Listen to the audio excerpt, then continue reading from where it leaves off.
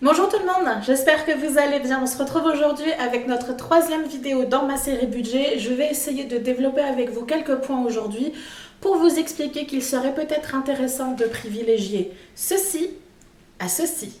Si c'est un programme qui vous intéresse, je vous invite à rester avec moi. A tout de suite.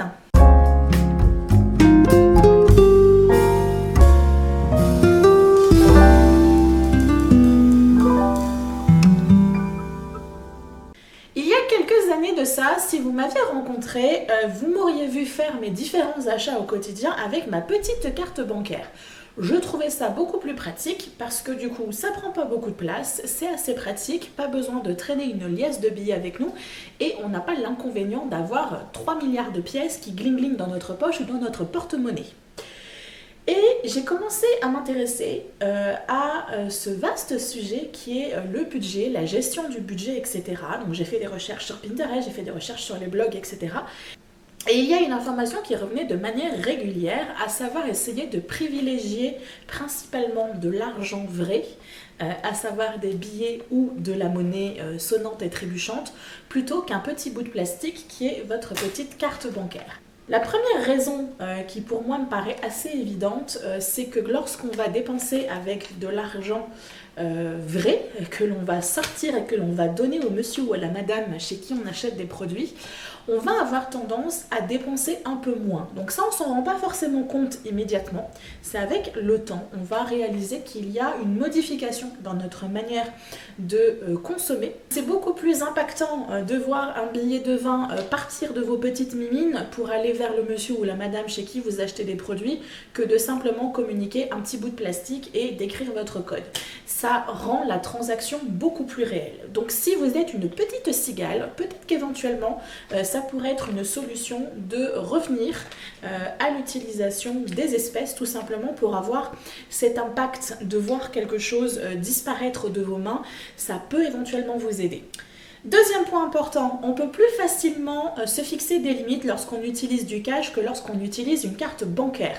Une carte bancaire, comme je vous l'ai dit, c'est plus ou moins inépuisable, dépendamment de l'option que vous avez choisie avec votre banque, si votre banque demande une autorisation à chaque fois ou pas. Mais si vous avez un compte relativement standard, vous donnez votre carte bancaire et coaching, ça part et c'est bon, vous n'avez aucun souci et vous pouvez refaire une autre dépense 2 minutes après sans aucun problème. Avec du cash, vous pouvez très bien décider que votre budget, par exemple pour la soirée ou votre budget pour le shopping sera de 60 €. Vous n'amenez que 60 € avec vous et vous ne pourrez dépenser que ça. Alors qu'avec une carte bancaire, on est toujours plus ou moins tenté d'aller au-delà, même si c'est que de 5 € au-delà. C'est pas grave, vous n'avez pas forcément bien calculé, vous êtes à 65,82 €, bah c'est pas grave, j'ai ma carte bancaire, pas de problème, je donne la carte et je fais mon code. Alors qu'avec de l'argent billet, vous n'aurez pas d'autre choix que d'éliminer un produit que vous auriez sélectionné. Donc vous allez encore une fois consommer différemment et essayer de réfléchir à est-ce que j'ai réellement besoin de ce produit, est-ce que je préfère ce produit à ce produit, etc. Donc ça peut être une bonne solution pour vous d'essayer de vous fixer des budgets. Petit aparté, si vous décidez de choisir cette option-là, par exemple pour partir en soirée avec un budget prédéfini, si vous partez en boîte, si vous partez faire un resto, etc., prenez votre argent déterminé pour la soirée, votre budget pour la soirée et ayez toujours un petit billet de 10 que vous allez glisser peut-être dans votre chaussure qui sera votre fonds d'urgence. On ne sait jamais si vous risquez peut-être avoir besoin en fin de soirée d'un taxi éventuellement. Vous avez toujours ce petit billet de secours qui pourra vous être utile. À vous d'être assez discipliné pour du coup ne pas utiliser ce petit fonds de secours pour le dépenser dans votre soirée pour vous amuser.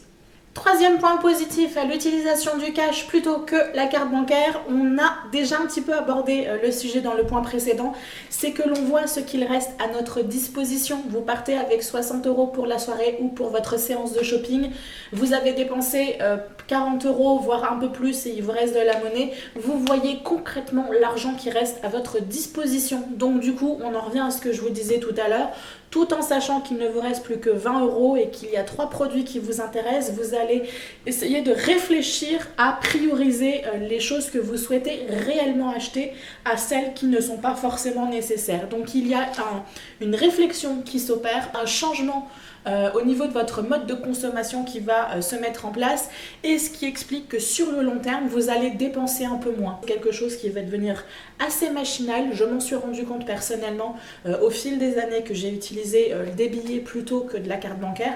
On a tendance à se poser constamment la question, est-ce que j'en ai réellement besoin? Est-ce que c'est quelque chose qui me ferait plaisir à un moment T, mais au final, je me rendrai compte peut-être dans 2 jours, dans 3 jours que oui, je suis contente, je l'ai acheté, mais au final, ça serait pas dans ma vie, ça serait aussi bien. Donc ça peut être pour vous une bonne solution si encore une fois, vous avez soit l'option, vous êtes un peu cigale et vous avez tendance à dépenser, j'ai envie de dire de manière étourdie un peu plus que ce que vous avez, et ça peut également vous être utile si comme moi vous avez des ressources qui sont limitées et que vous devez fonctionner avec un montant très précis d'argent et que vous ne devez absolument pas dépasser cette ligne là, sinon vous allez tomber très facilement dans le rouge, d'autant plus s'il vous tombe des petites tuiles sur le coin du bec que vous n'auriez pas forcément planifié à l'avance et que vous n'avez pas de fonds de secours. On reste toujours à peu près dans la même notion, mais lorsqu'on va utiliser de l'argent en cash, on élimine du coup le stress des possibles problèmes bancaires. Plus à vous inquiéter de savoir si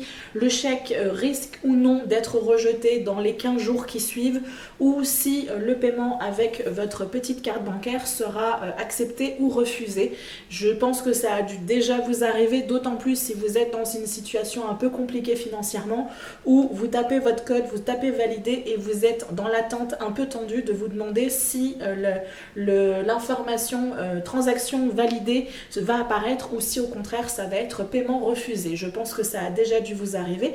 Avec de l'argent monnaie, pas besoin de vous stresser, vous savez que vous avez l'argent disponible puisque vous l'avez dans votre main. 5e point, quand vous utilisez de l'argent en cash, il peut arriver n'importe quoi autour de vous. L'argent, les billets ou la monnaie que vous avez dans votre poche reste dans votre poche. Il peut arriver, ça m'est déjà arrivé, d'aller dans un magasin et de ne pas pouvoir faire de paiement avec ma carte bancaire, tout simplement parce que le terminal carte bancaire du magasin en question avait planté, parce qu'il y avait un problème, il y avait eu une coupure d'électricité et que du coup, je sais pas, leur ordinateur n'avait pas réussi à rebooter, j'en sais rien. En tout cas, je me suis retrouvée bien bête, arrivée à la caisse, où la personne m'a dit « Désolée, je ne peux pas prendre votre carte bancaire, je ne peux accepter que des chèques ou de l'argent comptant. » Je n'avais pas d'argent sur moi, je n'avais pas mon chéquier parce que je fuis mon chéquier depuis de nombreuses années. Donc il a simplement fallu que je laisse mes petits articles à la caisse et que je reparte bredouille. Si j'avais eu de l'argent avec moi, pas de problème, je pouvais totalement payer malgré le fait qu'il y ait une coupure de courant. 6e et dernier point de cette vidéo, et ça me permettra de faire une transition parfaite vers le thème de ma prochaine vidéo. Utiliser du cash vous permettra plus facilement de mettre en place un système de budget par enveloppe. Je vous l'ai déjà expliqué dans d'autres vidéos et je vous l'expliquerai de manière très détaillée dans la prochaine. J'utilise depuis un certain nombre d'années maintenant, alors avec des hauts et des bas, je les avais abandonnés et j'y suis revenue, un système de budget par enveloppe. Qu'est-ce que je fais concrètement? Je retire l'équivalent de ma balance du mois, donc comme vous le savez, moi c'est 240 €. Donc pour ceux qui n'auraient pas vu ma dernière vidéo, je vous la remets par ici dans le petit i que vous trouvez dans le coin.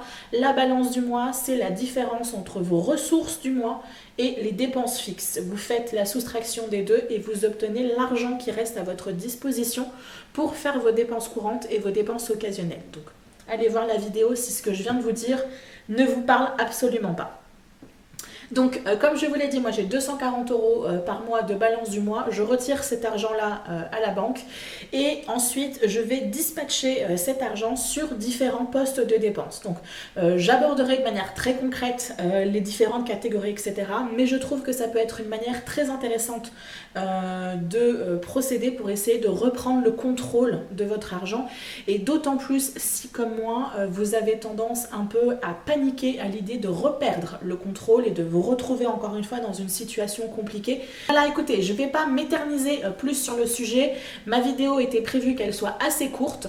J'ai abordé les points qui me semblaient intéressants. Alors bien évidemment, vous allez pouvoir me dire « Oui Céline, c'est cool, tu nous as listé les points positifs, maintenant il peut y avoir des points négatifs. » Effectivement, il peut y avoir des points négatifs à utiliser du cash. Vous êtes éventuellement un peu plus vulnérable lorsque vous vous promenez dans la rue parce que vous savez que vous avez peut-être une liasse de billets dans votre poche. Ça peut être plus embêtant parce que vous allez vous traîner des pièces qui peuvent éventuellement vous embêter si vous n'avez pas envie de prendre un sac à main, etc. Oui, je suis totalement consciente qu'il y a éventuellement des points négatifs à utiliser de l'argent. Maintenant, c'est à vous de voir, de peser le pour et le contre et de voir en fonction de votre style de vie et des besoins dans votre quotidien par rapport à cette gestion de l'argent pour voir si l'utilisation des espèces, des billets et des pièces de monnaie peut être quelque chose d'intéressant. Encore une fois, je ne vous dis pas qu'il faut faire absolument comme ça, je vous explique que l'utilisation du cash peut être une solution par rapport à une problématique financière ou à essayer de reprendre le contrôle, comme je vous ai dit, par rapport à vos finances. Je pense que je vais me taire. Je vous dis à très très bientôt et d'ici là, faites attention à vous. Bye bye.